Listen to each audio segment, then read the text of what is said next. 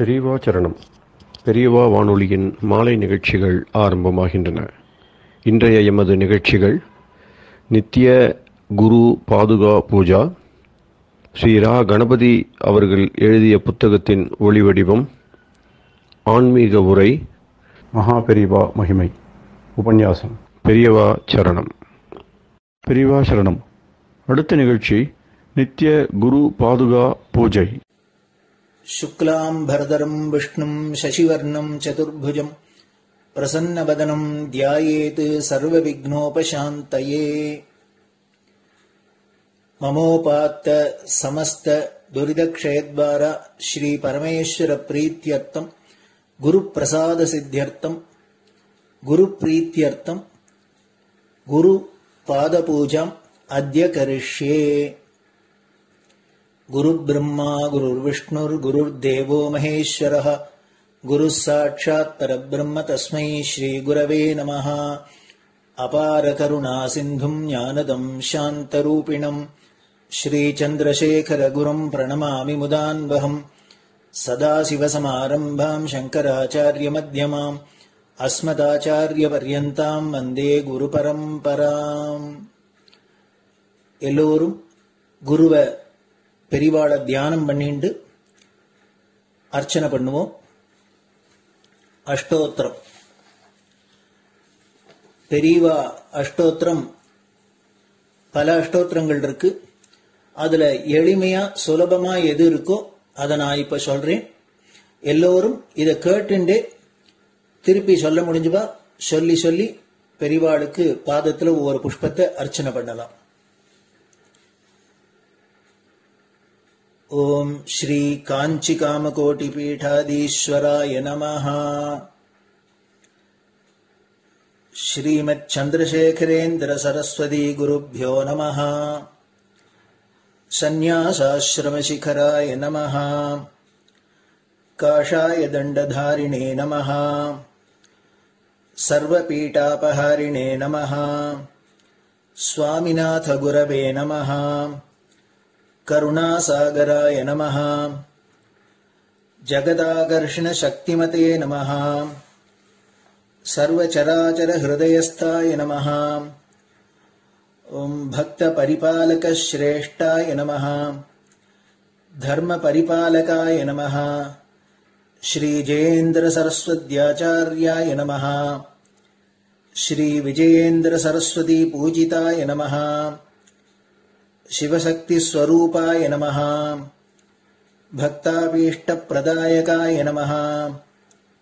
ब्रह्मण्य पोषकाय नमः। ब्रह्म विष्णु शिवैक्य स्वरूपाय नमः। कांची क्षेत्रवासाय नमः। कैलाश शिखरवासाय नमः। स्वधर्म परिपोषकाय नमः। चातुर्वर्ण संरक्षकाय नमः। लोकरक्षण संकल्पाय नमः। ओम ब्रह्मनिष्ठापराय नमः। सर्वपापहराय नमः। धर्मरक्षक संतुष्टाय नमः। भक्तार्पितधन स्वीकर्त्रे नमः। सर्वोपनिषत् सारज्ञाय नमः।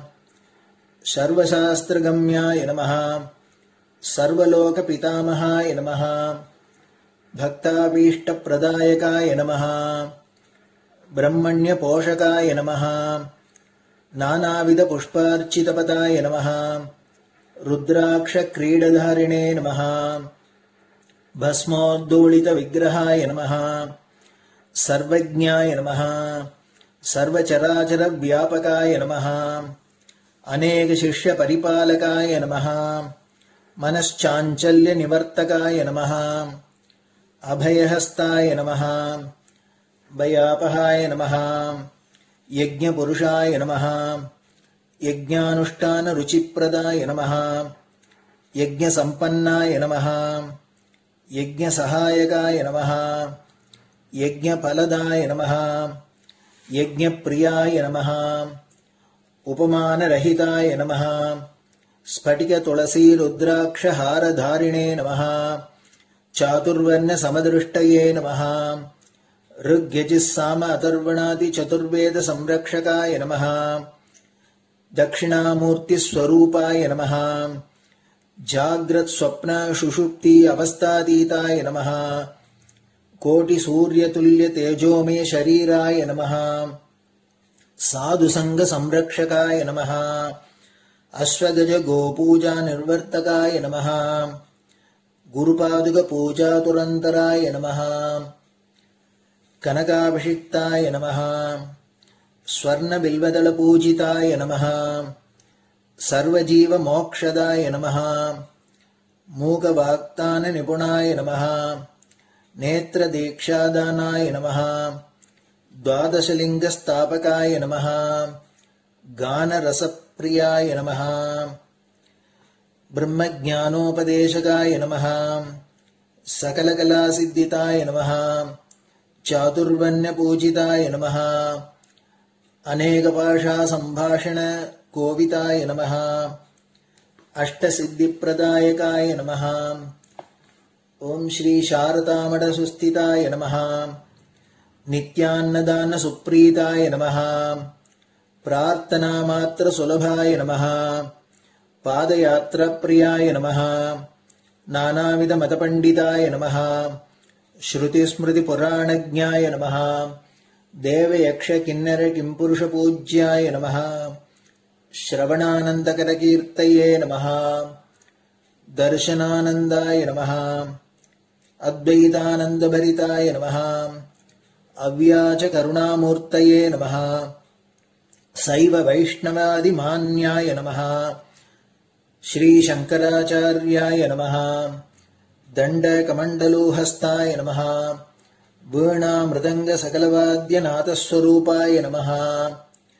रामकथा रसिकाय नमः. वेद वेदांग आगमादि सकलकला सतस्प्रवर्तकाय नमः. हृदय गुहाशयाय नमः. शतरुद्रीय वर्णितस्वरूपाय नमः. केदारेश्वरनाथाय नमः. अविद्यानाशकाय नमः. निष्काम कर्मोपदेशकाय नमः. लघुभक्ति मार्गोपदेशकाय नमः. लिंगस्वरूपाय नमः. सालग्राम सूक्ष्मस्वरूपाय नमः. कालड्यां शंकर कीर्तिस्तंभ निर्माणकर्त्रे नमः. जितेन्द्रियाय नमः. शरणागत वत्सलाय नमः. श्रीशैल शिखरवासाय नमः. डमरुकनाद विनोदाय नमः. वृषभारूढ़ाय नमः. दुर्मद नाशकाय नमः. आभिचारिक दोषहर्त्रे नमः. मिताहाराय नमः. मृत्युविमोचक शक्त्याय नमः.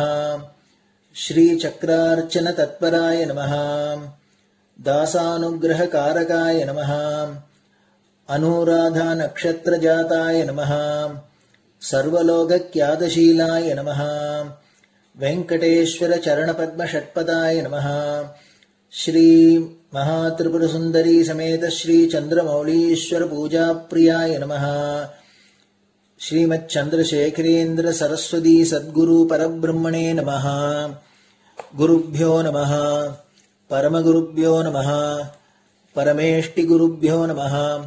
परात्परगुरुभ्यो नमः. गुरुपरम्पराभ्यां नमः. गुरुपादुकाभ्यां नमो नमः. அடுத்தது ஊதுபத்தி இருந்தா அதை காமிச்சு தூபம், நெய் தீபம் இருந்தா காமிச்சு அதை நெய் தீபம் தீபம் காமிச்சுட்டு நைவேத்தியம் நைவேத்தியம் வெத்தலைப்பாக்கு பழம் இதுலேருந்து ஆரம்பிச்சு அவளுக்கு எது சௌரியமோ அதுபடி நைவேத்தியம் பண்ணலாம்.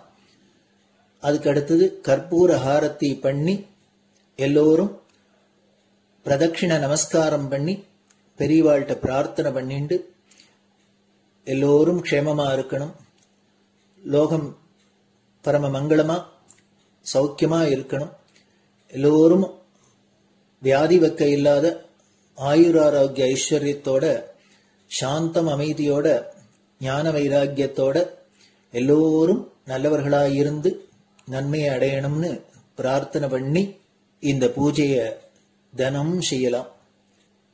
குரு பிரம்மா குரு விஷ்ணுர் குரு தேவோ மகேஸ்வரः गुरुः साक्षात् परब्रह्म तस्मै श्रीगुरवे नमः। अपारकरुणासिन्धुम् ज्ञानदम् शान्तरूपिणम् श्रीचन्द्रशेखरगुरुम् प्रणमामि मुदान्वहम्। सदाशिवसमारम्भाम् शङ्कराचार्यमध्यमाम् अस्मदाचार्यपर्यन्ताम् वन्दे गुरुपरम्पराम्. குரு பாதபூஜை நிறைவடைஞ்சது. பெரியவா சரணம். பெரியவா சரணம். பெரியவா வானொலியில் நேயர்கள் அடுத்து கேட்க இருப்பது ஸ்ரீ ரா கணபதி அவர்கள் எழுதிய புத்தகத்தின் ஒளி வடிவம். அளிப்பவர் ஸ்ரீமதி உமா சங்கர் அவர்கள். தேனினும் இனிய சொல்லான் தீச்சுடர் மேனி கொண்டான் ஊனுயிர்க்குயிரதான ஒன்றினைக் கலந்து நின்றான் ஏனினிக் கவலை நெஞ்சே இன்றுனக் அருள் செய்தான் இஞ்ஞானவான் காமகோட்டி நாதனை நம்புவோமே. ஜெய ஜெய சங்கர, ஹர ஹர சங்கர. மகாபெரியவாளின் உபன்யாசங்களை ரா கணபதி அண்ணா தெய்வத்தின் குரல் என்ற பெயரில் 7 பாகங்களாக தொகுத்து அளித்ததின் 6ஆம் பாகத்தின் அடுத்த பகுதி அத்வைத்தம், அத்வைத்த சாதனை. தமம் சமம், சமம் தமம். நான் இதை எப்படி புரிந்து கொண்டிருக்கிறேன் என்றால், அல்லது புரிந்ததாக நினைத்து கொண்டிருக்கிறேன் என்றால், ஒன்றையுமே பார்க்கக்கூடாது, ஒன்றையுமே கேட்கக்கூடாது, ஒன்றையுமே தின்னக்கூடாது, கையை காலை ஆட்டி ஒரு காரியமும் பண்ணக்கூடாது என்றிப்படி தசேந்திரியங்களையும் முழுக்க அடக்கும்படியாக ஆச்சாரியால் சொல்லவில்லை. அப்படி ஒரேடியாக இந்திரிய வியாபாரம் முழுதையும் நிறுத்திவிட்டால் உயிர் வாழவே முடியாது. அப்படியானால் சாதனை எப்படி பண்ணுவது? சுவரை வைத்துத்தானே சித்திரம் எழுதணும். சரீர யாத்திரைக்கு அத்தியாவசியமாக பார்க்க வேண்டியது, கேட்க வேண்டியது, சாப்பிட வேண்டியது, நடக்க வேண்டியது, எடுக்க வேண்டியது முதலானவற்றை பண்ணத்தான் வேண்டும். இப்படி அத்தியாவசியத்தை லிமிட் பண்ணும் எல்லையைத்தான் கோளகம், வட்டம் என்று ஆச்சாரியால் சொல்கிறார் என்று தோன்றுகிறது. உயிர் வாழ்வதற்கு அத்தியாவசியமாக எந்த அளவுக்கு ஒரு இந்திரியம் தொழில்படணுமோ அதுவே அதற்கு கோளகம். அதற்கு மேலே போனால் ஆத்மஹானி. அந்த எல்லையை மீறப்படாது. கார் ஒரு குறிப்பிட்ட ஸ்பீடில் போகலாம், போக வேண்டும். கார் இருப்பதே பல இடங்களுக்கு போவதற்காகத்தான். ஆனாலும் ஸ்பீட் லிமிட் வைத்திருக்கிறதல்லவா? அப்படித்தான் சரீர யாத்திரை உள்ளவரை இந்திரியங்களுக்கு காரியமுண்டு. ஒரு காரியமும் இல்லாமல் முழுக்க அவற்றை அடக்கிவிடப்படாது. ஒரு காரியமும் இல்லாவிட்டால் சரீர யாத்திரையே முடியாமல் போய்விடுமே. அப்படி வேண்டாம். நியதியானதை பண்ணு. நியதம் குரு கர்மத்வம் ஷரீர யாத்ராபிச்ச தேன பிரசித்தயேத் அகர்மணகா என்று பகவான் சொன்னதை கீதை 3வது அத்தியாயம் 8வது ஸ்லோகம் இங்கே பொருத்தி பார்த்து அர்த்தம் பண்ணிக்கொள்ள வேண்டும். கோளகம் என்பதை ஆர்ப், வட்டம் என்று அர்த்தம் பண்ணிக்கொள்ளாமல் ஆர்பிட், வட்டப்பாதை என்று பண்ணிக்கொண்டால் சரியாயிருக்கும். கிரகங்கள் சூரியனை சுற்றி அது அதற்கேற்பட்ட ஆர்பிட்டில் போய்கொண்டிருக்கும் வரையில் பிரபஞ்ச நடப்பு சரியாய்த்தான் இருக்கிறது.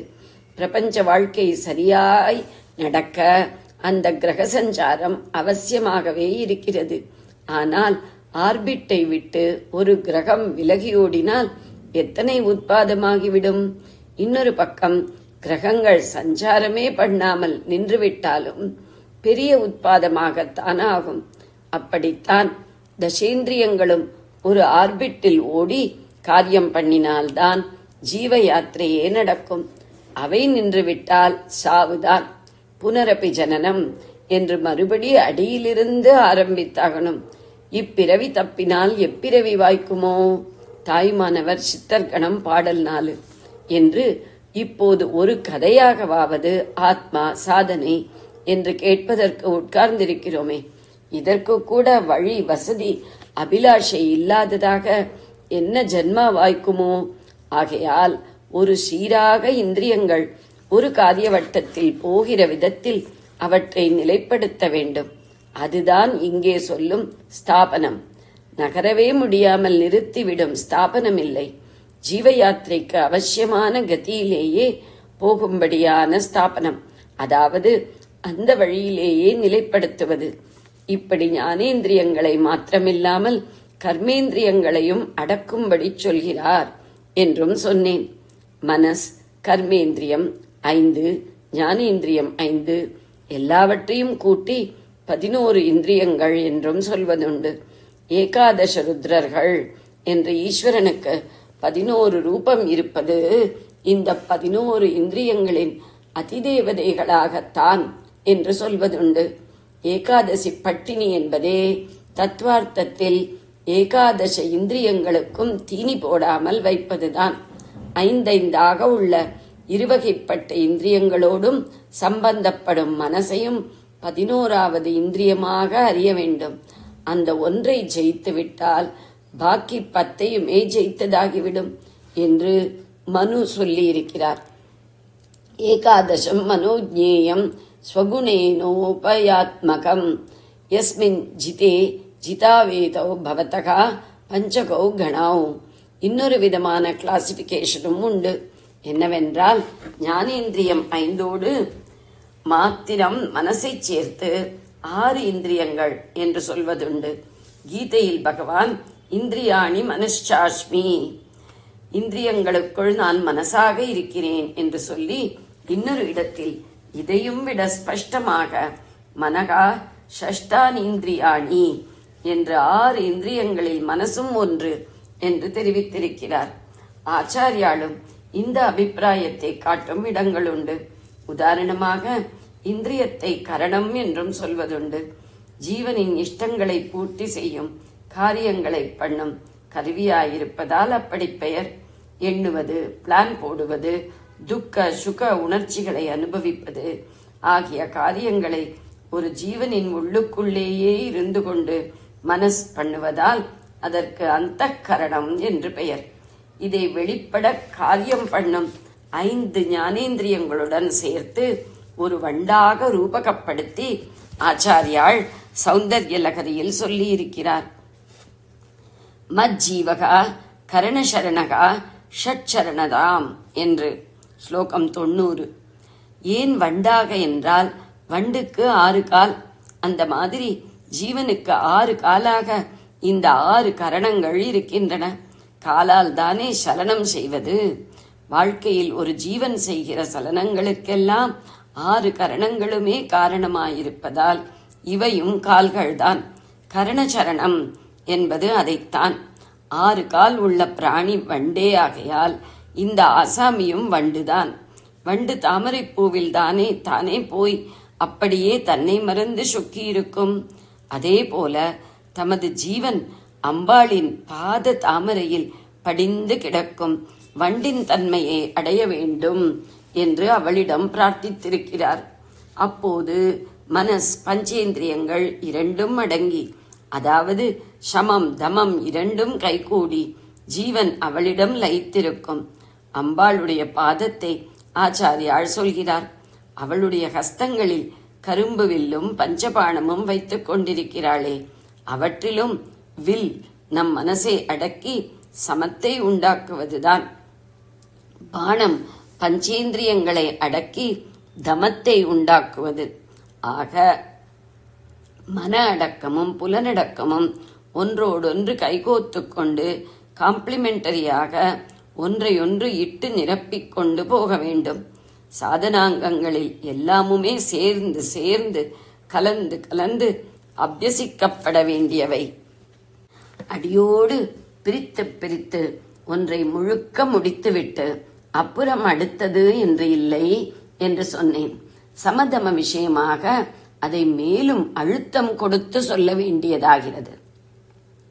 புத்திபூர்வமாக இல்லாமல் இன்வாலண்டரி என்கிறபடி சில சமயங்களில் தானாகவே இந்திரியங்கள் விஷய போகங்களுக்கு ஓடுவதை வேண்டுமானால் மனசின் சம்பந்தமில்லாமல் நடப்பது என்று சொல்லலாமோ என்னவோ.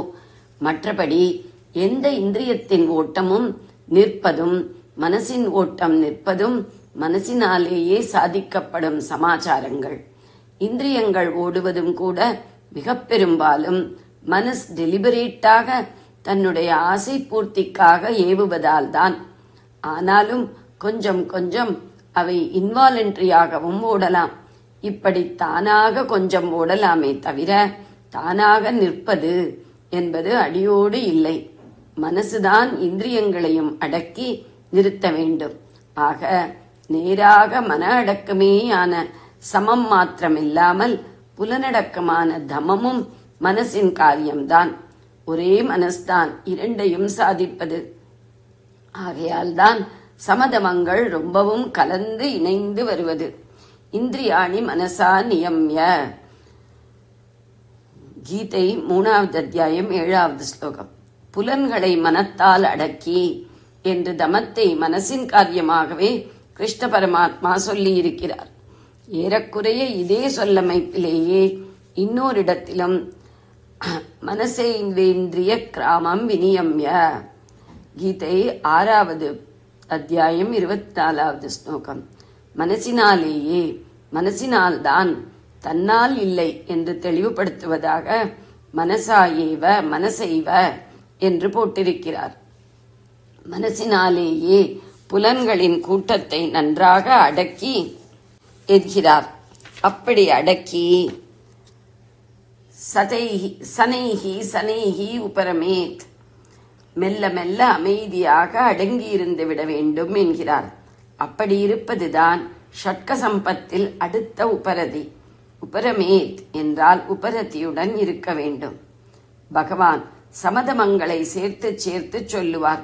சர்வத்வாராணி சம்யம்ய மனோகிருதி நிருத்யச என்கிற இடத்தில் சர்வத்வாராணி சம்யம்ய தான் தமம், மனோகிருதி நிருத்ய என்பது சமம். சர்வத்வாராணி சம்யம்ய என்றால் எல்லா ஓட்டையையும் அடைத்து என்று அர்த்தம். ஓட்டை என்பது இந்திரியங்கள் தான்.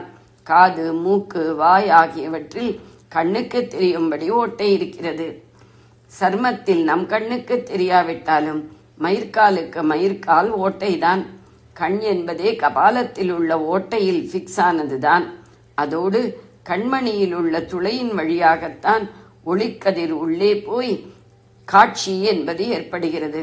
ஆகையால் சர்வத்வார சம்யமம் என்பது பஞ்சேந்திரிய நிகிரகமான தமம்தான். மனசை அடக்கி ஆத்மாவில் நிறுத்தும் சமம்தான் மனோகிருதி நிருத்யகா. உயிர்களின் பலவிதமான பாவங்களும் என்னிடமிருந்தே உண்டாகின்றன. பவந்தி பாவா பூதானாம் மத்தையேவ பிருதக்விதாகா என்று சொல்லி அப்படிப்பட்ட பாவங்களில் மிகவும் உசந்ததாக புத்தி, ஞானம், அசம்மோகம், மோகத்துக்கு ஆளாகாத நிலை, க்ஷமை, பொறுமை, சத்தியம், தமம், சமம் என்று பகவான் இந்த இரண்டையும் குறிப்பிட்டுவிட்டு மேலே சிலது சொல்லிக் கொண்டு போகிறார். கீதை 10வது அத்தியாயம் 4-5. தெய்வீ சம்பத் என்பதாக தெய்வீக குணங்களுக்கு லிஸ்ட் கொடுக்கும் போதும் தானம் தமஸ்ச என்று தமத்தையும் தியாககா சாந்தி என்று சமத்தையும் அவற்றில் இன்க்ளூட் பண்ணி இருக்கிறார். சமத்தினால் விளைவது சாந்தி, தமத்தினால் விளைவது தாந்தி. முன்னேயே சொல்லியிருக்கிறேன். ஜெய ஜெயசங்கர, ஹர ஹர சங்கர. பெரியவா சரணம். இந்நிகழ்ச்சியின் அடுத்த பகுதி நாளை மாலை இதே நேரத்தில் ஒளிபரப்பாகும். பெரியவா சரணம். பெரியவா சரணம். பெரியவா வானொலியில் நேயர்கள் அடுத்து கேட்க இருப்பது திரு கவிக்கண்ணன் அவர்களின் ஆன்மீக உரை. பெரியவா சரணம். ராம் ராம். ஸ்ரீ குருப்யோ நமஹ. ஜெய ஜெய சங்கர, ஹர ஹர சங்கர. பெரியவா வானொலி நேயர்கள் அனைவருக்கும், மகா பெரியவாவுடைய பக்தர்கள் அனைவருக்கும் அடியேன் கவிக்கண்ணனின் அன்பு கலந்த நல்வாழ்த்துக்கள். ராம் ராம். ஜெய ஜெய சங்கர, ஹர ஹர சங்கர. ஸ்ரீ குருப்யோ நமஹ. நம்ம வாழ்க்கையில எத்தனையோ தேடுறோம்.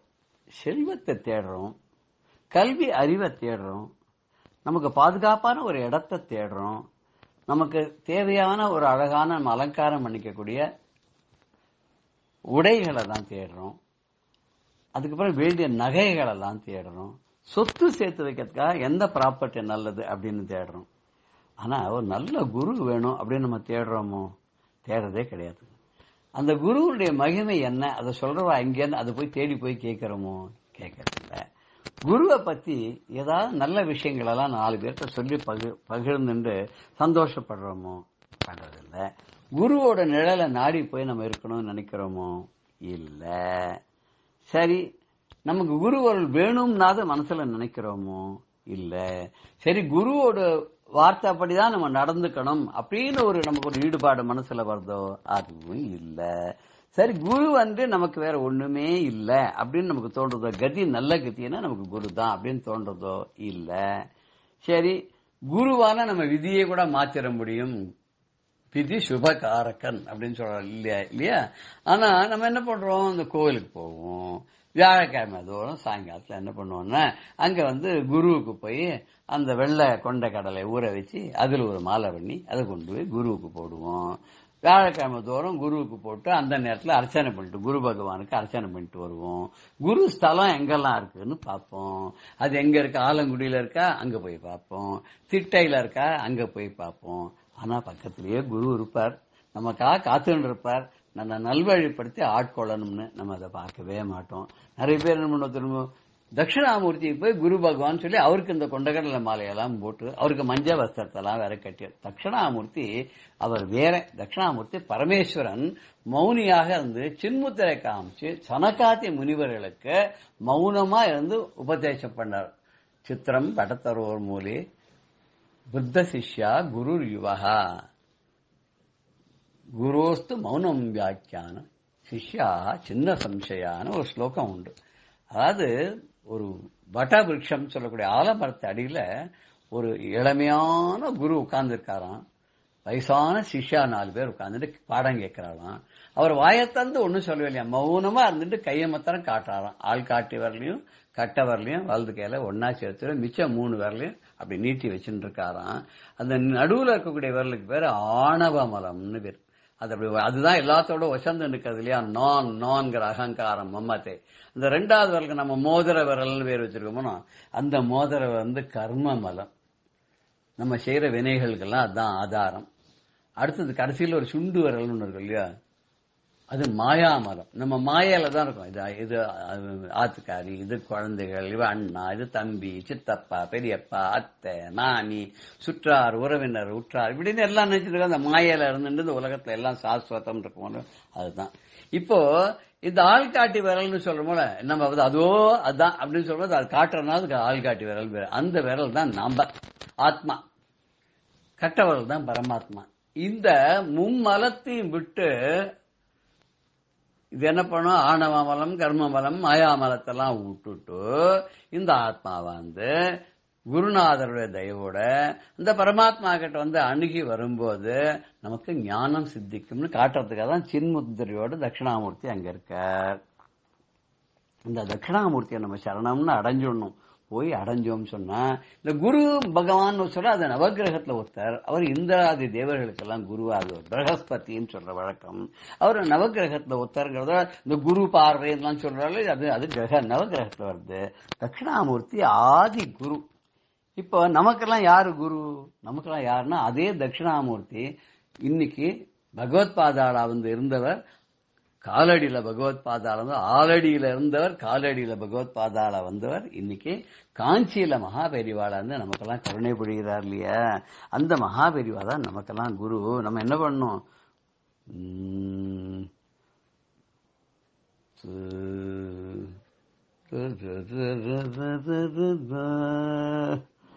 குருவை சரணென நாடு, குருவை தேடியே ஓடு, குருவை சரணென நாடு, குருவை தேடியே ஓடு, குருவின் மகிமை பாடு, குருவின் நிழலை நாடு, குருவின் மகிமை பாடு, குருவின் நிழலை தேடு, குருவை சரணென நாடு. குருவருள் தன்னை வேண்டு, குருமொழி கேட்டு நடமாடு, குருவருள் தன்னை வேண்டு. குருமொழி கேட்டு நடமாடு, குருவன்றி வேறில்லை, குருவன்றி வேறில்லை கதியே, குருவன்றி வேறில்லை கதியே. குருவால் மாறிடும் நம் விதியே, குருவால் மாறிடும் நம் விதியே. குருவை சரணென நாடு, குருவை தேடியே ஓடு, குருவை சரணென நாடு. குருவே சரணம்னா நம்ம நாடணுமா, குருவை தேடி போகணுமா, குருவோட மகிமையெல்லாம் நம்ம பாடணுமா, அந்த குருவோட நிழல்ல நிக்கிறதுக்கு நமக்கு கிடைக்கணும், பாக்கியம் கிடைக்கணுமா. இந்த விழி கிடைக்குமான சொல்லி அவரோட கருணை கடல், அந்த கண் பார்வையில அந்த நிழல்ல எனக்கு இடம் கிடைக்குமான்னு பாடியிருக்காரு ஒருத்தர். உருகி பாடுறாரு, கேட்டா உடம்பெல்லாம் அப்படியே சிலிர்க்கும் இல்லையா. ஒரு சமயத்துல மடத்துல அப்பெல்லாம் நாளை பத்தி பெரியவா கவலைப்பட மாட்டா, இன்னைக்கு என்ன இருக்கு அதை வச்சு இன்னைக்கு நடத்திட வேண்டியது. அப்போ ஒரு வறட்சியான நிலைமை வந்த ஒரு காலத்துல கூட ஆயிரக்கணக்கான பேர் சாப்பிடுவாளாம். அது மத்தியானம் பிக்ஷா நான் பண்ண ஒரு எல்லாருக்கும் சகசிர போஜனம் எல்லாம் ஆயிடுத்து. அந்த சீஃப் பரிசாதகர் சமையல் பண்றவர் சமையல்காரர் அவர் கூட போய் பார்க்க, ஒரு தட்டு தாம்பாளம் நிறைய அன்னம் இருக்கு, அதுக்கப்புறம் அன்னம் இல்ல. வெளியில பார்த்தா 100 பேருக்கு மேல இருக்கா, அத்தனை பேருக்கு எப்படி சாப்பாடு போடுறது? அரிசி மூட்டை அந்த அரிசி மூட்டை சமைச்சு சாதம் பண்ணி போடுறதுன்னா கஷ்டம். அங்க இருக்கு குழம்பெல்லாம் வச்சிருக்கா, ரசம் வச்சிருக்கா, கறியெல்லாம் கூட கறிகெல்லாம் ரெடியா இருக்கு, டக்குன்னு வெண்ணில போட்டு கொதிக்க வச்சு அதை வதக்கி போட்டு ஏதோ கறிகா பண்ணி ஒரு கூட்டு பண்ணி போட்டு விடலாம். சாதம் முக்கியமா வேணுமே, ஒரு ரசத்தை பண்ணிவிடலாம், ரொம்ப சுலபம் தான். தானே போட்டு ஒரு குழம்பு ஆக்கிவிடலாம், ரொம்ப சௌகரியம் அது. ஆனா சாதத்தை என்ன பண்றது ஒன்னும் புரியல. நேரம் கையை கட்டின்னு போய் பெரியவாட்டம் சொல்றான், இந்த மாதிரி அன்னம் திருந்து போயிடுத்து இன்னைக்கு வடிச்சதெல்லாம், இன்னைக்கு என்னவோ தெரியல அபரிமிதமான கூட்டம் ரொம்ப ஜாஸ்தியா வந்துடுத்து, எப்படி சமாளிக்கிறதுன்னு தெரியல. ஒரே ஒரு தாம்பாளத்தை தான் சாதம் இருக்கு, இதை வச்சு நீ 100 பேருக்கு மேல இருப்பா போல இருக்கு, இத்தனை பேருக்கு எப்படி சாப்பாடு போடுறதுன்னு தெரியலையே அப்படின்னு ஒரு கையை கட்டின கண்ணீர் மல்க நின்னாலாம். பெரியவா அப்படியா, சரி வரேன் இரு அப்படின்னு உள்ள வந்து பார்த்தாலாம். எங்க அந்த தட்டை கொண்டா அப்படின்னாராம். தட்டை கொண்டு கையில வச்சுட்டாராம். வச்சுக்கோ கையில வச்சுக்கோ அப்படின்னு பெரியவா பார்த்துட்டு கையை அப்படியே ஆசீர்வாதம் மாதிரி கையை காமிச்சுட்டு அப்படியே தன்னுடைய எப்பவுமே என்ன பண்ணுவான்னா தன்னோட வலது கையை மார்பிள் தான் வச்சுப்பா பெரியவா. வலது கை மார்பிள் வச்சிருந்தாருன்னா ஒரு ஆசீர்வாதம் பண்றாருன்னு அர்த்தம், அனுகிரகம் பண்றாருன்னு அர்த்தம். ஏன்னா கையில அக்னி இருக்கோ இல்லையோ, அதனால அக்னியை காட்ட மாட்டான். காமிச்சானா நம்ம எல்லாம் பொசுங்கி போயிடுவோம் இல்லையா. நம்முடைய தீ வினைகள்லாம் பொசுங்கினா பரவாயில்ல, ஆனா நமக்கு கெடுதல் வந்துடக்கூடாது. பெரியவா எப்பவுமே அப்படி மார்பிள் அப்படி தன்னுடைய கையை வச்சு நாராயணா நாராயணான்னு தான் சொல்லுவா இல்லையா. அப்படி கண்ணை முடிண்டா பெரியவா. ஒரு தடவை அதை பார்த்தா தட்டை கண்ணை முடிண்டா, மார்பிள் கையை வச்சுண்டா, அம்பாள் அன்னலட்சுமிய மனசுக்குள்ள ஸ்துதிக்க ஆரம்பிச்சுட்டார். அன்னபூர்ணிய ஸ்தோத்திரம் பண்ண ஆரம்பிச்சார். அன்னபூர்ண அஷ்டகம் நம்ம எல்லாம் கேட்டிருக்காமோ இல்லையோ.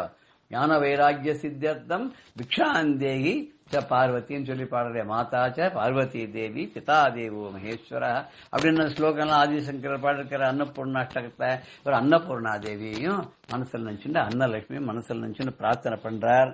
பிரார்த்தனை பண்ணிட்டு இது கொண்டு போய் எல்லாருக்கும் பருமாறுப்பா அப்படிங்கிறார். அதுக்குள்ள அரிசி அவ உலையில போடுறா, அது வேற தனியா உள்ள ஆயின்னு இருக்கு. இப்ப இந்த தட்டை எடுத்துட்டு போற அந்த பந்தியில உட்கார்ந்துட்டு இருக்கா ஒரு கிட்டத்தட்ட 30-40 பேர். அதுக்கப்புறம் வெளியில 70 பேர் இருக்கா.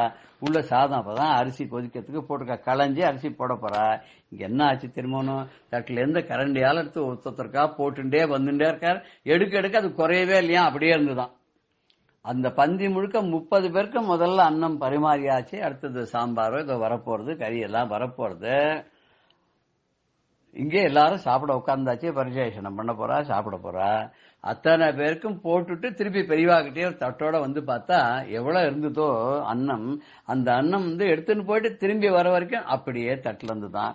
பெரியவா உன் கவலை விட்டுதோணும், உனக்கு ஒண்ணு இனிமே ஒன்னும் பிரச்சனை ஒண்ணு இல்லையானோ, அந்த சாதம் அதுக்குள்ள வெடிச்சிட்டு போனோம், நீ இந்த தட்டை காலி பண்ணி அடுத்தது வரத்துக்குள்ள அந்த சாதம் ரெடி ஆகிறதுக்குள்ள அது ரெடியாகி வர வரைக்கும் இந்த தட்டை இருக்க சாதம் உன்னை காப்பாத்துன்ட்டு பெரியவா போயிட்டாலாம்.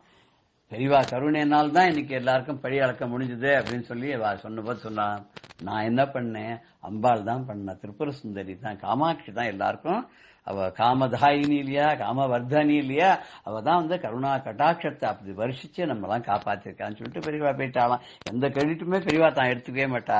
அவன் நாமளுமே நான் யாருக்கு என்ன நல்லது பண்ணாலும் அதோட கிரெடிட்டை நம்ம எதிர்பாராத ஜெய ஜெயசங்கர ஹரஹர சங்கரன்னு சொல்லிட்டு ஸ்ரீ குருபியோ நமஹா அப்படின்னு நம்ம வாழ்ந்தோம்னா இந்த ராமனும் நம்மளை காப்பாற்றுவான். ராம் ராம். பெரியவா சரணம். இந்நிகழ்ச்சியின் அடுத்த பகுதி நாளை மாலை இதே நேரத்தில் ஒளிபரப்பாகும். பெரியவா சரணம். பெரியவா சரணம். அடுத்த நிகழ்ச்சி மகா பெரியவா மகிமை உபன்யாசம். வழங்குபவர் பிரம்மஸ்ரீ கணேச சர்மா அவர்கள். அபார கருணா சிந்தும் ஞானதம் சாந்தரூபிணம் ஸ்ரீ சந்திரசேகர குரும் பிரணமாமி முதான்வகம். காஞ்சி மகாபெரிவாளோட அன்பை பார்த்துன்னு வரும், அருளை பார்த்துன்னு வரும், அவ பெருமையில் பல விஷயங்களை பார்த்துன்னு வரும், அவளோட அனுகிரகத்தை பார்க்குறோம். அந்த அனுகிரகமே கோபங்கிற ரூபமாகவும் எப்படி அனுகிரகம் பண்ணுறது அப்படிங்கிற சில நிகழ்ச்சிகள்லாமும் நாம் பார்க்க ஆரம்பித்தோம். அதில் பார்த்தீங்கன்னா இந்த கோச்சிக்கிறது கூட அழகாக இருக்கும், அந்த கோபம் கூட ஒரு தன்மையாக தான் இருக்கும், குளுமையாக தான் இருக்கும், நமக்கு ஒரு நன்மையை செய்யும் அப்படிங்கிறதுக்கு பல நிகழ்ச்சிகள், பல உதாரணங்கள். ஒரு பக்தர் பெரியவாள்கிட்ட சொன்னார். அவர் காஞ்சிபுரத்தில் ஒரு கோவிலுக்கு போயிருக்கார், பெரிய கோவில். அந்த கோவிலில் சாமி தரிசனம் பண்ணுறதுக்கு அப்போ அந்த காலத்தில் 10 பைசா அப்படின்னு கட்டணம் நிர்ணயம் பண்ணியிருக்கா. பட்டணம் 10 பைசா கட்டணம் செலுத்தினாதான் நீங்கள் உள்ளுக்குள்ளே போய் சுவாமியை பார்க்க முடியும், தரிசனம் பண்ண முடியும் அப்படின்னு ஒரு ஏற்பாடு பண்ணியிருந்தது. இது இந்த பக்தருக்கு ரொம்ப மனசுக்கு தாபமாக இருந்தது. யார் பரணிதரங்கிற பெரிய எழுத்தாளர், அவருக்கு தான் இது ரொம்ப தாபமாக இருந்தது. அதை பெரியவாள்கிட்ட சொன்னார்.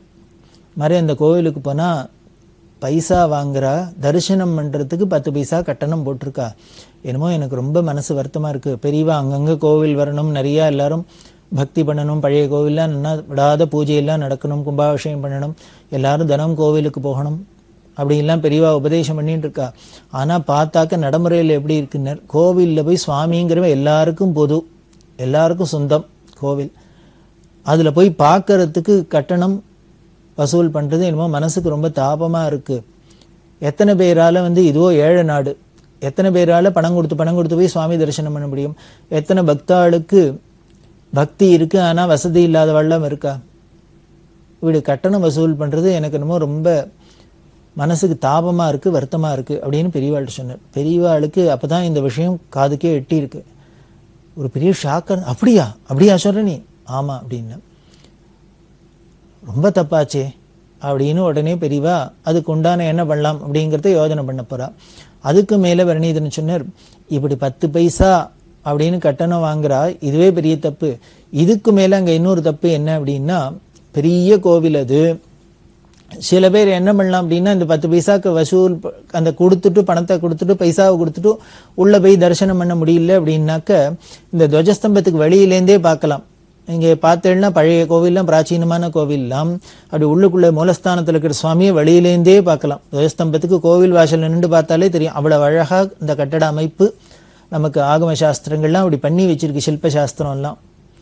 அப்படி இருக்கிற கோவில் சரி இப்படி வெளியிலேருந்து ஜனங்கள் தரிசனம் பண்ணிடுவா அப்படிங்கிறதுனால என்ன பண்ணியிருக்குன்னா, இந்த துவஜஸ்தம்பத்துக்கும் சுவாமிக்கு முன்னால் இந்த கதவில் ஒரு பெரிய திரை போட்டு மூடியிருக்கா, ஸ்க்ரீன் வச்சிருக்கா. அப்படின்னா என்ன, 10 பைசா கொடுத்து டிக்கெட் வாங்கிட்டு உள்ளே போனால் சுவாமியை பார்க்கலாம், இல்லையா நீங்கள் பைசா கொடுக்காத சுவாமியை பார்க்கவே முடியாது. இப்படி வெளியிலேருந்து ஓசியெல்லாம் பார்த்துட முடியாது. அப்படி பார்க்க முடியாத இவா கோவில் கதவை சாத்தினாப்புல நடுப்புற ஒரு தரையும் போட்டுட்டா அப்படின்னு இதையும் சொன்னார். இதையும் சொன்னால் பெரியவாளுக்கு ரொம்ப ஷாக்காக இருந்தா ஆச்சுன்னு, அப்படி ஆயிடுத்து, இது ரொம்ப தப்பு அப்படின்னா. நான் பேசுகிறேன் அப்படின்ட்டு உடனே என்னம்னா அந்த கோவில் அதிகாரிகள் முதலான எல்லாரையும் கூப்பிட்டு அட்வைஸ் பண்ணினா, இது ரொம்ப தப்பு, இது மாதிரி இருக்குது, சுவாமி எல்லாருக்கும் போதும், அதுக்கு போய் காசு வாங்கிட்டு நாம் காசு கொடுத்தாதான் பார்க்கலாம்னு சொல்கிறது ரொம்ப தப்பு. அப்படி இருந்ததுன்னா அப்புறம் ஜனங்களுக்கு எப்படி பக்தி வரும், நம்பிக்கை வரும், வளரும், ஆஸ்திகம் எப்படி வளரும், அவள்லாம் நல்லவாளா எப்படி இருப்பா? அதனால் இது ரொம்ப தப்பு அப்படின்னு பெரியவா ரொம்ப அவளுக்கு எடுத்து சொல்ல, அப்புறம் அந்த அதிகாரிகள் எல்லாமும் அந்த தவறை உணர்ந்து ஏதோ அஜ்ஞானத்தில் பண்ணிட்டோம் அப்படின்னு சொல்லி பெரியவா கிருப்பையினால் அதை உணர்ந்து அந்த சிஸ்டத்தை மாற்றினா. இந்த திரையை எடுத்தா அந்த பாடம் வசூல் பண்ணுறது இதெல்லாம் விளக்கினா அப்படின்னு நிகழ்ச்சி தெரியுறது நமக்கு. சரி, இப்படி எங்கேயோ கோவிலில் சுவாமியை தரிசனம் பண்ணுறதுக்கு காசு கொடுத்தாதான் தரிசனம் பண்ணலாம், இன்னும் நாம் பார்க்குறோம் இன்னும் இந்த டிக்கெட்டை வாங்கினா கிட்டக்க போகலாம், இதெல்லாமே பெரிய ஒரு தோஷங்கள் தான். அப்படி இருக்கிறதே எல்லாரும் அதுக்கு ஈஸ்வரங்கிறது எல்லாருக்கும் பொது, அந்த ஈஸ்வரனுக்கு எல்லாரும் ஒரே பொது தான். பொது நடத்தரசே புண்ணியனே அப்படின்னு ராமலிங்க சுவாமிகள் சொல்றார். அவர் நடராஜ ஆடுறது எப்படி இருக்கார், வெட்ட வழியில் எல்லாருக்கும் பொதுவாக இருக்கார் ஆடுறார். அதை யார் வேணா அனுபவிக்கலாம், எல்லாரும் அனுபவிக்கணும் அப்படிங்கிறதுக்கு தான் அவரும் பண்றார். அப்பேற்பட்ட எல்லாருக்கும் ஒரு பொதுவாக இருக்கிற அந்த பொது உடைமைன்னு எல்லாத்துக்கும் பேசுறோம். ஆனால் என்ன பண்ண, ஈஸ்வரனே ஒரு தனி உடைமை மாதிரி வச்சுன்னு இங்க இந்த டிக்கெட் வாங்கினா தான் உள்ள போகலாம், இந்த டிக்கெட் வாங்கினா இவ்வளவு கிட்டக்கு போகலாம், இப்படி இல்லாம சொல்றோம். அதாவது நம்ம ஒரு சொல்ற தத்துவத்துக்கும் சித்தாந்தத்துக்கும் இது மாதிரி நடவடிக்கைலாம் சம்பந்தம் இல்லாத இருக்கு. இதெல்லாம் தான் பெரியவா கோபிச்சுக்கிறா, ஷாடரா. இப்படி இருந்தது இல்லையா, இது எல்லா இடத்துலையும் இருக்கு. அதாவது நமக்கு இது ஒரு அஜ்ஞானத்தினால நடக்கிறது தானே, யாருக்கும் இதெல்லாம் ஒன்றும் இதில் உள்ள சாதக பாதங்களை தெரிஞ்சுன்னு நாம ஒன்றும் ஆராய்ச்சி பண்ணிலாம் பண்றது இல்லை. என்னமோ இப்படி வந்தா இதனால வந்தா 10 ரூபா வந்தாக்கா எல்லாருக்கும் ஏதோ நல்லது பண்ணலாமே அப்படிலாம் நினைச்சுக்கிறோம். அப்படி அஜ்ஞானத்தில் பண்றது தான். அதை ஒரு சத்குருவா இருந்து ஒருத்தர் தெளிவுபடுத்தினார்னா, அதுக்கு நமக்கு உபதேசம் பண்ணார்னா நிச்சயம் நாமளும் தெரிஞ்சிடுவோம், எல்லாரும் தெளிஞ்சிடுவோம். அது சர்வ நிச்சயம். அதுக்குத்தானே ஒரு பெரியவா. இப்படி வெளியில இருக்கிறது இருக்கட்டும், பெரியவாழ்கிட்டையே பல பேர் பல விதமாக கைங்கரெல்லாம் பண்ணிட்டு இருக்கா. அப்படி இருக்கிறதே ஒருத்தர் என்ன பண்ணார், யாரோ வந்திருக்கா, அவளெல்லாம் கிட்ட கழிச்சுன்னு போய் தரிசனம் பண்ணி வச்சு பெரியவாளுக்கு எல்லாம் பண்ணியிருக்கார். சில பேருக்கு அடிக்கடி ரெகுலரா வரவா போறவா அங்கங்க அவளுக்கு தெரிஞ்சவா இருக்கும். இந்த தெரிஞ்சவா இருந்தாலே நமக்கு ஒரு சலுகை நாமளும் எதிர்பார்ப்போம், அவளும் கொடுப்பா. இது உலகத்துல இப்ப சகஜமாவே இங்கேயும் நடக்கிற விஷயம். அது மாதிரி மடத்துல பெரியவாழ்கிட்ட இருக்கிறவாள் தெரிஞ்சவா நமக்கு இருக்கான்னா நேரம் நம்ம அவளை போய் பார்ப்போம், தரிசனம் பண்ணணுமோ, இதை சொல்லணுமோ, பெரியவா அனுகிரகம் வேணுமோ, உடனே அவளே என்ன கூட்டமா இருந்தாலும் இது இருந்தாலும் நமக்கு ஏதோ ஒரு சௌரியத்தை பண்ணி கொடுத்து கிட்ட கழிச்சுன்னு போய் நம்மளை தரிசனம் பண்ணி வச்சு நமக்கு பிரசாதம் வாங்கி கொடுத்து இதெல்லாம் பண்றதுங்கிறது ஒரு பழக்கத்துல நிற்கிறது தானே. இது மாதிரி அப்படி இருந்திருக்கு. பெரியவா என்ன பண்ணா, ஒரு நாளைக்கு அந்த கைங்கரமேளாவில் பாவம் சித்த வெகுளி, அசடுன்னு சொல்லக்கூடாது, வெகுளின்னு வேணா சொல்லலாம், அவர்கிட்ட பெரியவா கேட்டா, யாரோ ஒரு பெரிய மனுஷா வந்திருக்கா, அவளை தரிசனம் பண்ணி இவர் வச்சுட்டு அனுப்பிச்சிருக்கார். அனுப்பிச்சோடனே பெரியவா வந்தோடனே உனக்கு ரொம்ப தெரியுமோ அவரை அப்படின்னார். ரொம்ப பழக்கம் போல இருக்கு அவர்கிட்ட, அவரும் உன்னை ரொம்ப பிரியமா கூப்பிடுற, நீனும் அவளை ரொம்ப பிரியமா அழிச்சுன்னு வந்து தரிசனம் பண்ணி வைக்கிற. நானும் பார்க்குறேன், எத்தனை கூட்டமா இருந்தாலும் நான் என்ன பிஸியா இருந்தாலும் நீ எப்படியான அவளை கிட்ட கழிச்சுன்னு வந்து என் பக்கத்துல நிறுத்தி வச்சு எனக்கு நன்னா தரிசனம் பண்ணி வைக்கிற. அதே மாதிரி நான் ஏதானும் காரியமா இருந்தாலும் யாரோடையும் பேசியிருந்தாலும் எப்படியான என்னோட கவனத்தை திருப்பி அவளோட பார்த்து அவள்கிட்ட பேச முடியுமா எல்லாம் பண்ற. இவ்வளவு ஒத்தாசையா இருக்கா அவளுக்கு, அவளும் உங்ககிட்ட ரொம்ப பிரியமா இருக்கா. இப்படி எல்லாம் பெரியவா என்னம்னா ரொம்ப ஸ்லாகிச்சு சொல்லிட்டு வராப்புல வந்தா. அதனால்தான் முன்னாலே சொன்னேன், அவர் வெகுளி அப்படின்னு. கொஞ்சம் கெட்டிக்காரளா இருந்தாக்கா முழிச்சுன்னு விடுவா, இவர் எதுக்கு இன்னைக்கு இதை பத்தி டாபிக் எடுக்கிற, எதுக்கு இதை ஒரு பெரிய விஷயமா சொல்றாரேன்னு ஒரு சந்தேகம் வந்துடும். அப்படி நினைக்க தோணாத ஒரு சாது அவர்கிட்ட இப்படி இதெல்லாம் சொல்லிட்டு வந்துட்டு, சரி இப்போ ரொம்ப நாள் கழிச்சு வந்திருக்கா, போறதையும் உன்னை தானே கவனிச்சுட்டு போனாளா அப்படின்னு. அவர் என்ன சொல்லுவார், இல்லைன்னு சொல்ல முடியாது. ஏன்னா பெரியவா இப்போ பூர்வ பீடிகை போட்டுன்னு பேசின்னு வந்திருக்கிறதுலேருந்தே தெரியறது, நிச்சயம் இவ்வளவு ஏதோ நம்ம அவளுக்கு ஹெல்ப் பண்ணியிருக்கோம்னா அவள் நமக்கு திருப்பி ஏதானும் பிரயோஜனப்படுத்தாத போகமாட்டா அப்படிங்கிறதுல எல்லாருக்குமே தெரிஞ்ச ஒரு விஷயம். அதாவது என்ன சொல்லுவோம், எல்லாருக்கும் தெரிஞ்ச ஒரு ரகசியம் அப்படின்னு வேணா சொல்லலாம். அதனால அவர் என்ன பண்ண, இல்லைன்னு சொல்ல முடியாது. கவனிச்சான என்ன கவனிச்சா, 5 10 தேரித்து அப்படின்னு. அவர் பேசாத இருந்தார். எவ்வளவு 5 10 அப்படின்னா திருப்பி உடனே பெரியவா பின்னால சொன்னது அப்படின்னு. அதாவது தட் மீன்ஸ் 10 5 10 நான் 5 ரூபா கொடுத்தாளா 10 ரூபா கொடுத்தாளான்னு அவருக்கு சொல்றதுக்கு சங்கோஜம். பெரியவா திருப்பி கேட்டோன்னு அதுக்கப்புறம் மறைக்க முடியாது, பின்னால சொன்னதுன்னு. அதாவது 5 10 பின்னால இருக்கிறதுன்னு 10 அப்படின்னு. உடனே திருப்பி ஆரம்பிச்சா, முன்ன ஆரம்பிக்கிறாப்பிலே வச்சுட்டு பல பேர் வரா தரிசனத்துக்கு. அவளுக்கு பாவம் எத்தனையோ கஷ்டங்கள். இங்கே என்கிட்ட சொல்லிட்டா தேவையில்லைன்னு இருக்கு. அவளுக்கு சொல்லணும்னு வரத்தே இங்கே பிரமேயம் ஏற்படாத இருக்கலாம், இங்கே ஏதானும் கூட்டமாக இருக்கலாம், நான் வேற ஏதானும் காரியமாக இருக்கலாம், இதை மாதிரிலாம் என்னெல்லாமோ கதையெல்லாம் சொன்னான். சொல்லிட்டு அப்படி இருந்தாலும் அவளுக்கு அத்தனையும் மீறி கிட்டக்க தரிசனம் பண்ணி அனுகிரகம் பண்றாப்பல நீ ரொம்ப கைங்கரியம் பண்ணிவிடுற. அப்படிதான் பண்ணணும், வரவாளுக்கெல்லாம் பாவம் எத்தனையோ தாபத்தோடு தான் வரா, அப்படிதான் பண்ணணும் அப்படின்லாம் சொல்லிட்டு அப்படி பண்ணுறது. ஆமாம், அவள் வந்துட்டு ரொம்ப நாள் ஆச்சு போல இருக்கே, அடிக்கடி வருவாளோ ரொம்ப நாள் கழிச்சு வராளோ அப்படின்லாம் கேட்டால், இல்லை இல்லை கொஞ்சம் 10 நாள் ஆச்சு அப்படின்னா. இப்படிலாம் சொல்லிவிட்டு, அப்படி இதுங்கிறதே தானும் உனக்கு போகிறதே தானே 10-20 தானே கொடுத்துட்டு போவாளா அப்படின்னு. அவர் உடனே கொடுப்பா 20 ரூபா கொடுப்பா அப்படின்னு. ஆச்சா, அப்புறம் திருப்பி உடனே பழைய முன்னால் சொன்ன அப்புறம் இப்படி பேசிகிட்டே வந்தா. வந்துட்டு அவள் இப்போ வந்துட்டு போயிருக்கா, அதுக்கப்புறம் இனிமேல் எத்தனை நாள் கழிச்சு வர போகிறாளோ, அதுக்கப்புறம் எப்போ பார்க்க போகிறாளோ என்னமோ தெரியாது அப்படி இல்லைங்க கதை சொல்லிட்டு, அதனால் 40-50 தானே கொடுப்பாளோ அப்படின்னு. கொடுப்பா கொடுப்பா அப்படின்னு. இது சொன்னோன்னு பெரியவா சொல்கிறா, முதல்ல 5-10 10, அப்புறம் 10-20 20, இப்போ 40-50 தேருமான்னாக்க தேருங்கிற 50ங்கிற.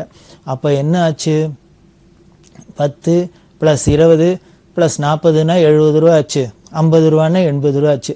அப்போ மொத்தத்தில் ஒருத்தர் யாரானு வந்தாள்னா தரிசனம் பண்ணி வச்சா 70-80 தேரும் அதானே அப்படின்னா.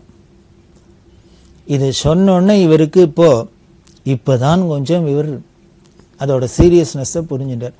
ஓ, பெரியவா எங்கேயோ வந்து பிடிக்கிறா அப்படின்னுட்டு. இப்போ 3 தப்பு பெரியவா கண்டுபிடிச்சிட்டா. என்ன அப்படின்னு, வந்தவாளுக்கு இவர் ஸ்பெஷலாக அவளுக்கு ஒரு அட்டென்ஷன் கொடுத்து தரிசனம் பண்ணி வச்சது. ஏன்னா அவள் முதல்லையே சொன்னோம், ஈஸ்வரனாலே எல்லாருக்கும் போதும் அங்கே வரவா யாராக இருந்தாலும் சமம் தான் அந்த சந்நிதியில் அப்படின்னு. அப்படி இல்லாத அங்கே ஒரு பாரபட்சம் பார்க்குறாப்புல இவாளை முன்னால் பார்க்குறது, அவள் பின்னால் பார்க்குறது, இவாளுக்கு ஸ்பெஷலாக சொல்கிறது, அவளுக்கு சொல்லாது, இதெல்லாமே ஒரு பாரபட்சம் பார்க்குறது. இது ஒரு தோஷம். அதே மாதிரி அப்படி பண்ணினா கூட அவள் ஏதோ பிரதிப்பிரயோஜனம் பண்ணுறதே 10, 20, 50, 80 என்ன தேரித்துன்னு சொல்லாத பெரியவாளாவே கொஞ்சம் கொஞ்சமாக வாயிலேருந்து கறக்கிறாப்புல வச்சு இந்த உண்மையை மறைச்சது. இது ஒன்று. இதை மாதிரி 2-3 தோஷங்களை பெரியவா லிஸ்ட்டு போட்டு சொன்னான். சொல்லிட்டு, பத்தியா நீ என்னமோ பிரியமாக தான் அவளுக்கு தரிசனம் பண்ணி வைக்கிற, அவளும் பரம பிரீத்தியாக தான் வந்து தரிசனம் பண்ணிட்டு போகிறா, திருப்தியோடு போகிறா. ஆனால் என்ன ஆயிடுது, நீ வந்து பாரபட்சம் பார்க்குறாப்புல ஒரு தோஷத்துக்கு ஆளாகிறாப்புல ஆயிடுறது. அதோடு இல்லை, அவள் அத்தை பண்ணா இத்தை பண்ணான்னு என்கிட்ட சொல்கிறதுக்கு சங்கோஜப்பட்டு மறைக்கிறாப்புலையும் ஆயிடுறது, ஒரு பொய் சொல்கிறாப்புலையும் ஆயிடுறது. மறைக்கிறது, உண்மையை மறைக்கிறதே ஒரு பொய் தான். இதுக்கு மேலே வந்தவாளில் எல்லாருக்கும் பல பேருக்கு பலவிதமான கஷ்டங்களோடு தான் இங்கே வரா. அப்படி அவாவால் ஏதோ தங்கள் குறைய சொல்லி இதான அனுகிரகம் கிடைக்காதான்னு பார்த்துட்டு இருக்கிறது. யாரோ ஸ்பெஷலாக ஒருத்தரை கூட்டு பண்ணினா அந்த ஜனங்களுக்கு மற்ற ஜனங்களுக்கு தாபம் இருக்கும். பொதுவாகவே யாரையும் நாம் கடிஞ்சு பேசினா அவளுக்கு ரோசமாக இருக்கும், வருத்தமாக தான் இருக்கும். அதை விட நீங்கள் என்ன ஆகுதுன்னா ரொம்ப கூட்டமாக இருக்கிறதுனால சில சமயத்தில் நீங்கள் கோச்சுக்கிறாப்பில் இருக்குது. காரணம், இவாளெல்லாம் கோச்சுன்னு மற்றவாளெலாம் நகர்த்தி விட்டுட்டு அவளை முன்னால் அழிச்சுன்னு வராப்பெல்லாம் இருக்கலாம். இது மாதிரி பல நிகழ்ச்சிகள் இதெல்லாம் ப்ராக்டிக்கலாக நடக்கிறது தான் பெரிய உபன்யாசம் மாதிரி சொல்கிறா. அப்படி பண்ணினேன்னா பொதுவாகவே யாரை கோச்சினாலும் மனசு வருத்தப்படும். அதை விட வருத்தம் எப்படி இருக்கும்னர், நம்மளை கோச்சின்னுட்டு நமக்கு பக்கத்தில் இருக்கிறவாளே வாங்க வாங்கன்னு சிரித்து அவள்கிட்ட பேசி அவளுக்கு ஸ்பெஷலாக ஏதான ஒரு சலுகை காமிச்சா இன்னும் அவளுக்கு கோபமும் வரும், வருத்தமாக இருக்கும், ரோசமாக இருக்கும். அவள் மனசு கஷ்டப்படுறாப்புல இருது.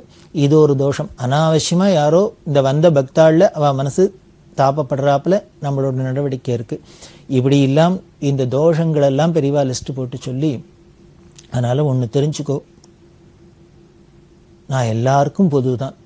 இது மாதிரி விஷயங்கள்லாம் சொல்லிட்டு வரத்தே பெரியவா சில அருமையான முத்தாவு இதுப்பா. அப்போ சொல்கிறா, நான் எல்லாருக்கும் பொது தான். எல்லாரும் இங்கே ஏதோ கஷ்டங்களோடு தான் வரா. என்கிட்ட வந்து தரிசனம் பண்ணி என் காதில் போட்டாச்சுன்னா என் அனுகிரகம் கிடைச்சிருத்துனா எல்லாம் சரியாக போயிடும் நம்பிக்கையில் வரா.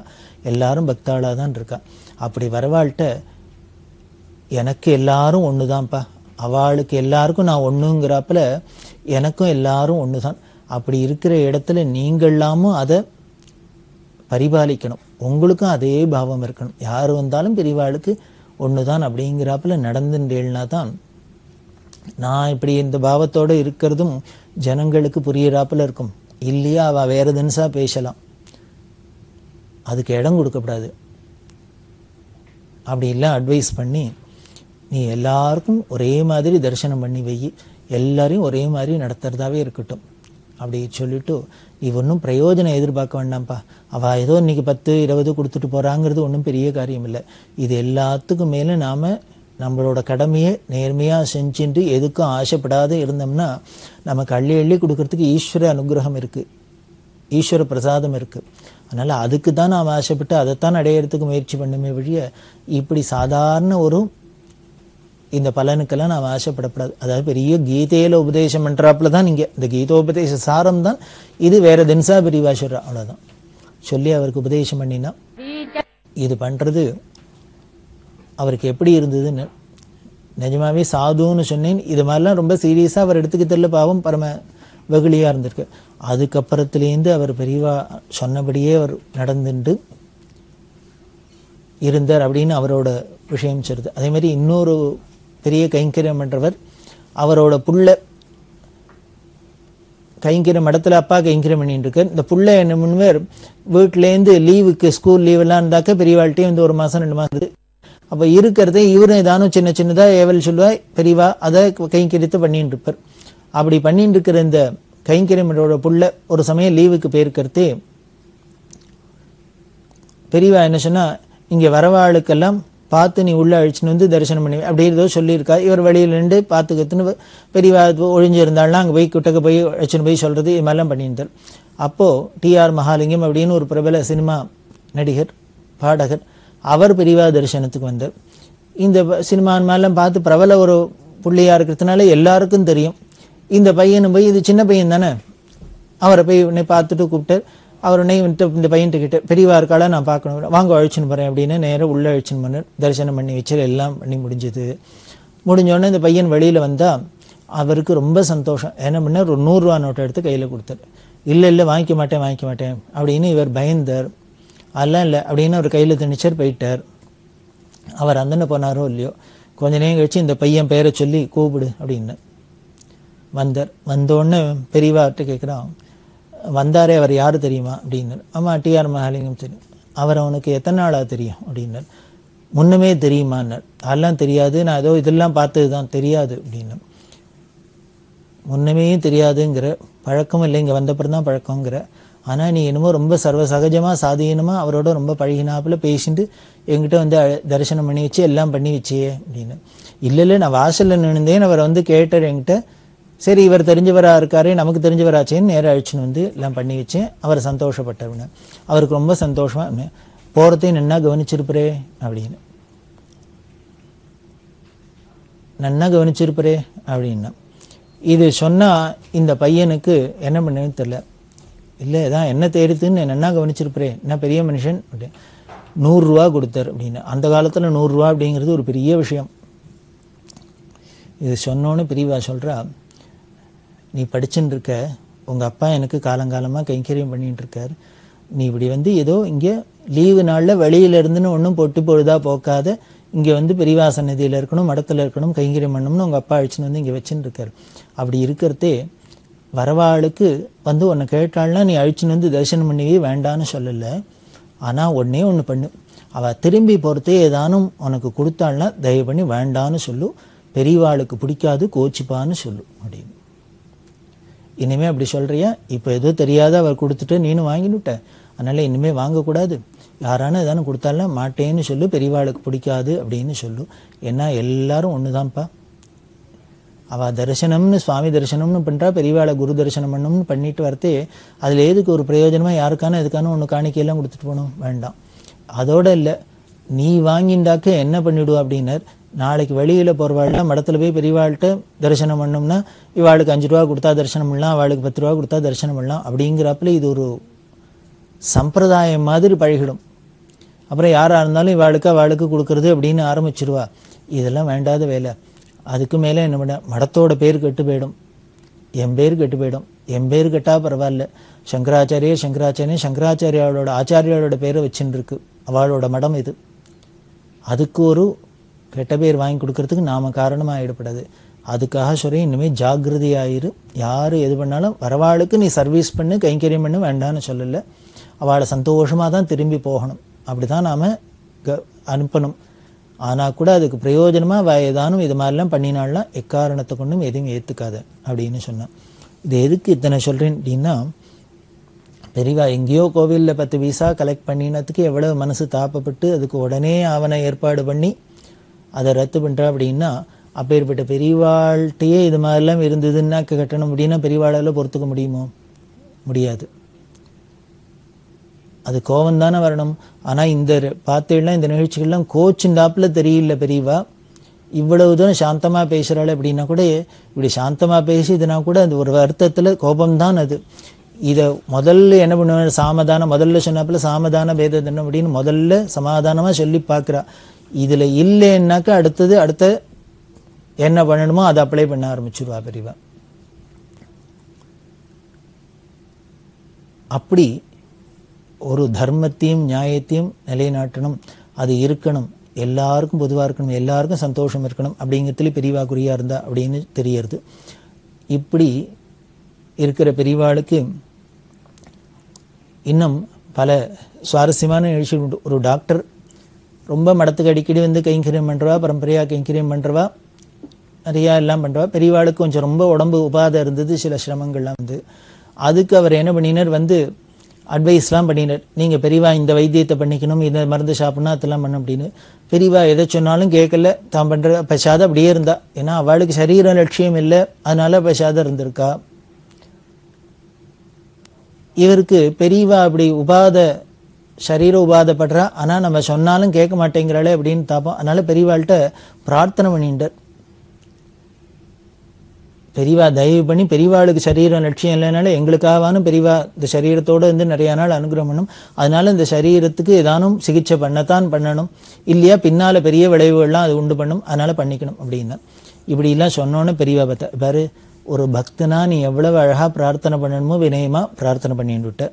ஆஸ் எ டாக்டராக நீ எனக்கு ஒரு வெல்விஷராக என்னென்னலாம் அட்வைஸ் பண்ணணுமோ அதையும் பண்ணிவிட்ட.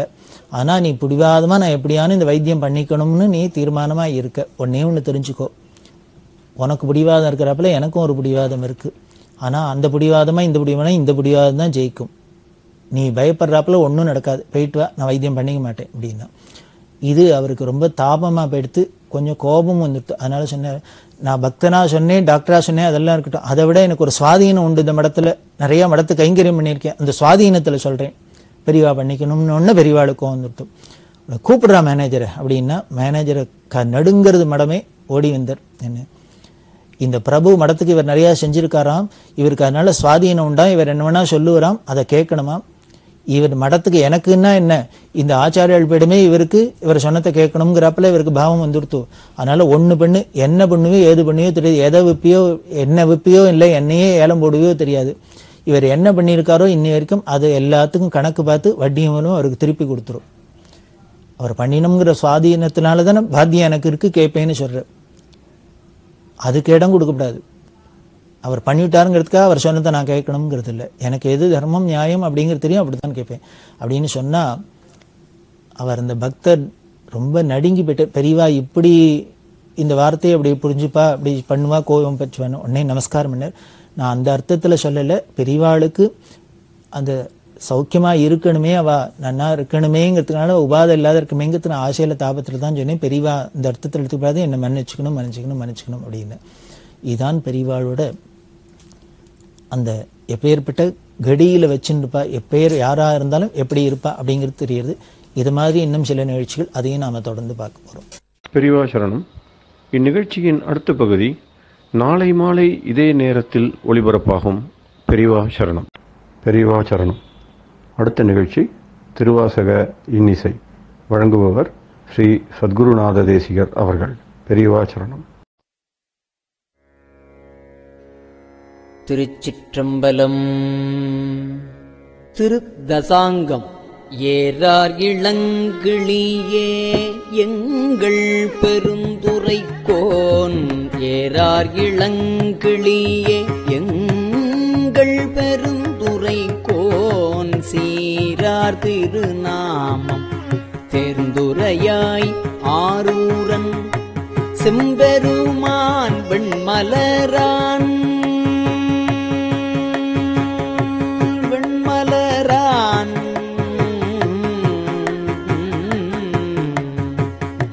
செம்பெருமான் வெண்மலரான் பார்க்கடலான் செப்புவ போல் எம்பெருமான் தேவர் வீரான் என்று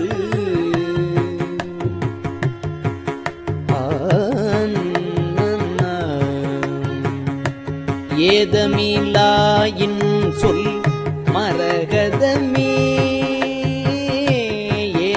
ஏதமிலாயின் சொல் மரகதமே ஏழ்வொழிக்கும் நாதன் நம்மை ஆளுடையான் நாடுரையாய் காதலவர்க்கு அன்பு ஆண்டு மீளா அருள் புரிவான் நாடு என்றும் தென்பாண்டி நாடே தெளி தாதாடு பூஞ்சோலை தத்தாய் தாதாடு பூஞ்சோலை தத்தாய் நமையாளும் மாதாடும் பாகத்தன் வாழ்பதியன் கோதாட்டி பத்தரெல்லாம் பார்மேல் சிவபுரம் போல் கொண்டாடும்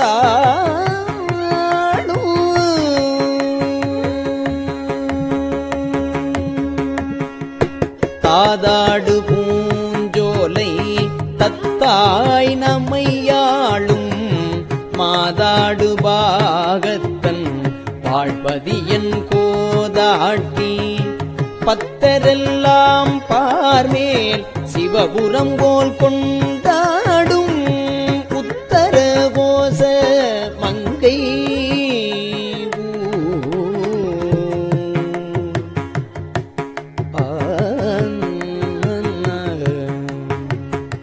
செய்யவாய் பைஞ்சிறகில் செல்வீனம் சிந்தை சேர் ஐயன் பெருந்துரையான் ஆருரையாய் தையலாய் வான் வந்த சிந்தை மலங்கழுவ வந்தெழியும் ஆனந்தம் காள் உடையான் ஆறு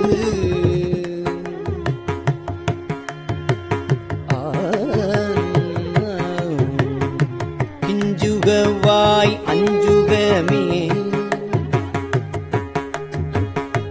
கிஞ்சுகவாய் அஞ்சுகமே கேடில் பெருந்துரை கோல் மஞ்சன் மருவும் மலை பகராய் கிஞ்சுகவாய் அஞ்சுகமே கேடில் பெருந்துரை கோன் கிஞ்சுகவாய் அஞ்சுகமே கேடில் பெருந்துரை கோன் மஞ்சன் மருவும் மலை பகராய் நெஞ்சத்து இருளகல வாழ்வீசி இன்பமருமுத்தி அருளுமலை என்பது காண் ஆய்ந்து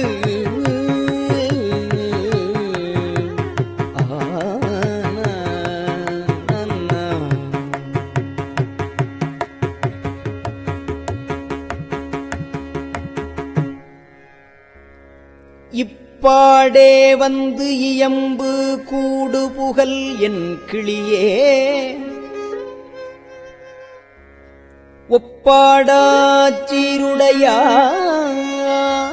ஒப்பாடாச்சீருடையான் இப்பாடே வந்து இயம்பு கூடு புகழ் என் கிளியே ஒப்பாடா சீருடையான் ஊர்வது என்னே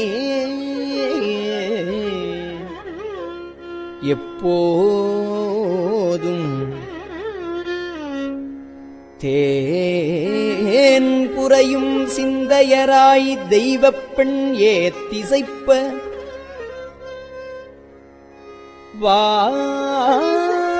வான் புரவி ஊரும் மகிழ்ந்து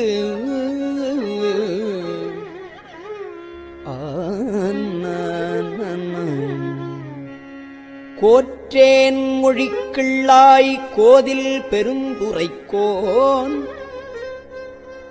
மாற்றாரை வெல்லும் படைபகராய்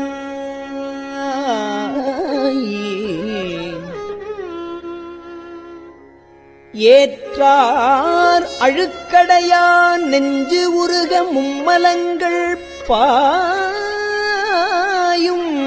கழுக்கடைகான் கைக்கொள் படை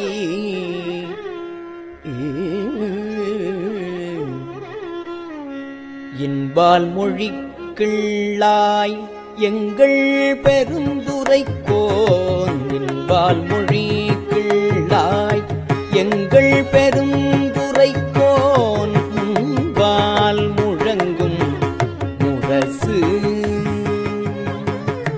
இன்பால் மொழிக்கிள்ளாய் எங்கள் பெருந்துரைக்கோன் முன்பால் முழங்கும் முரசு இயம்பாய் முன்பால் முழங்கும் முரசு இயம்பாய் அன்பால் பிறவி பகை கலங்க பேரின்பத்து ஓங்கும் பருமிக்க நாதப்பறை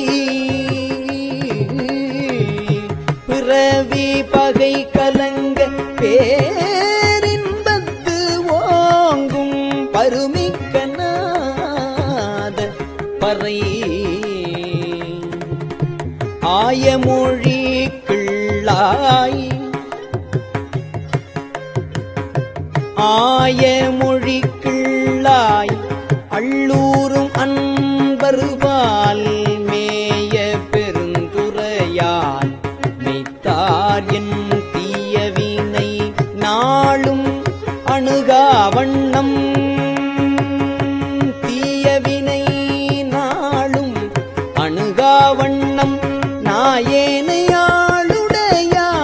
தாளி அருகாம் உவந்தார் நாளும் அணுகா வண்ணம்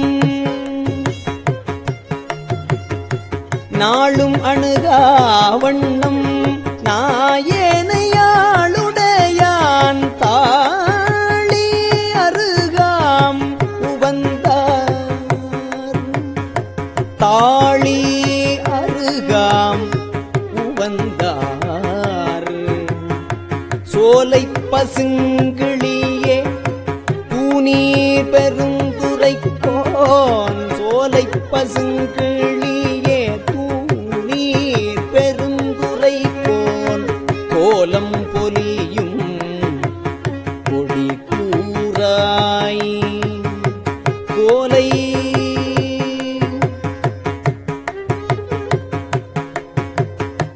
சோலை பசுங்கிளியே தூணீர் பெருந்துரைக்கோன் கோலம் பொலியும் கொடி கூறாய் சாலவும் ஏதிலார் துண்ணன மேல் விளங்கி ஏதிலார் துண்ணன மேல் விளங்கி ஏற்காட்டும் கோதிலா ஏறாம் கொடி கோதிலா ஏறாம் கொடி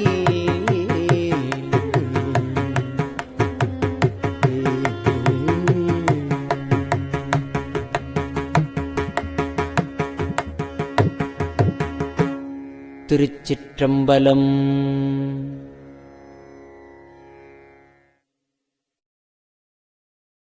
பெரியவா சரணம்.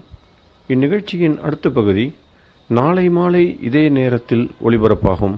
பெரியவா சரணம். பெரியவா சரணம்.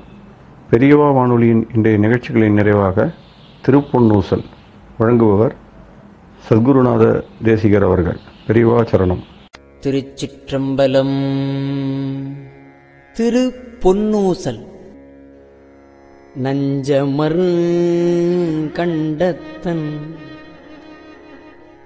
அண்டத்தவர் நாதன்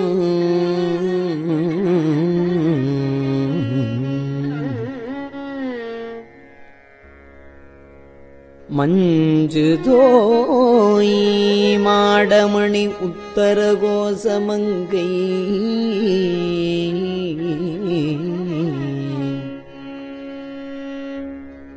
அஞ்சொலாள் தன்னொடும் கூடி அடியவர்கள் நெஞ்சுளே நின்று அமுதம் ஊறி கருணை செய்து துஞ்சல் பிறப்பறுப்பான்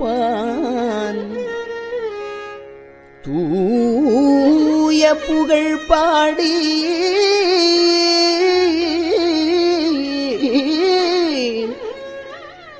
புஞ்சமார்வள் வளையே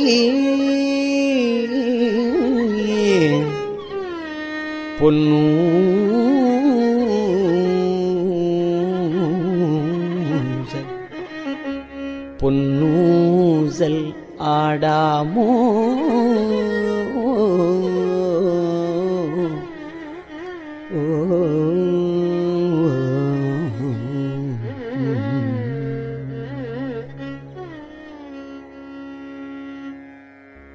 திருச்சிற்றம்பலம்.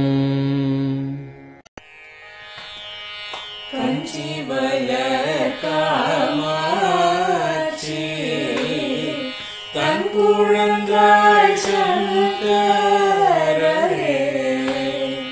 கஞ்சி வளர் காமாட்சி தன் குழந்தாய் சங்கரரே குரு சந்திரசேகரரே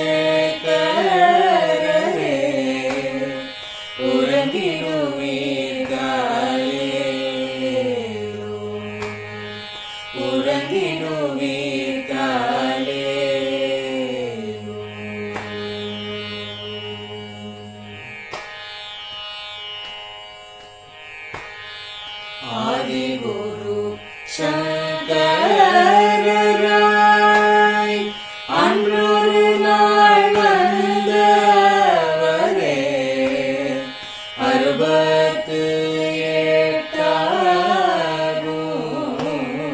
பீட்டபதி காலே ஏழுலகம் பூப்பவரே காப்பவரே கடப்பவரே எல்லோர்க்கும் அருள்பவரே உலகிடுவீதாரே அயனுடனே மாலவனோ தேடிய பொற்பதத்தவரே அருமறைகள் சாற்றும் முயல் மலர்பதமே காலே முக்தி நிலை எய்திடவே சக்தி தரும் சத்குருவே முக்தி நிலை எய்திடவே சக்தி தரும் சத்குருவே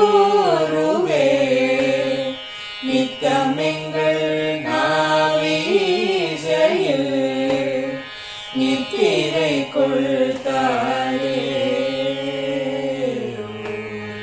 நித்தமெங்கள் நாவீசையில்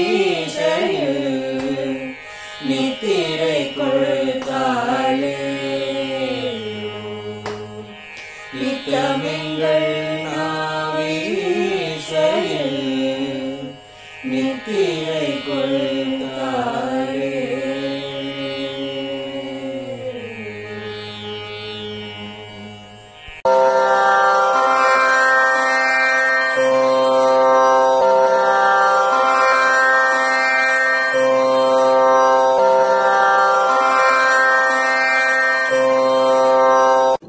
பெரியவா சரணம். பெரியவா வானொலியின் மாலை நிகழ்ச்சிகள் இத்துடன் நிறைவடைகின்றன. எமது அடுத்த ஒளிபரப்பு நாளை காலை இந்திய நேரப்படி 6 மணிக்கு துவங்கும். பெரியவா சரணம்.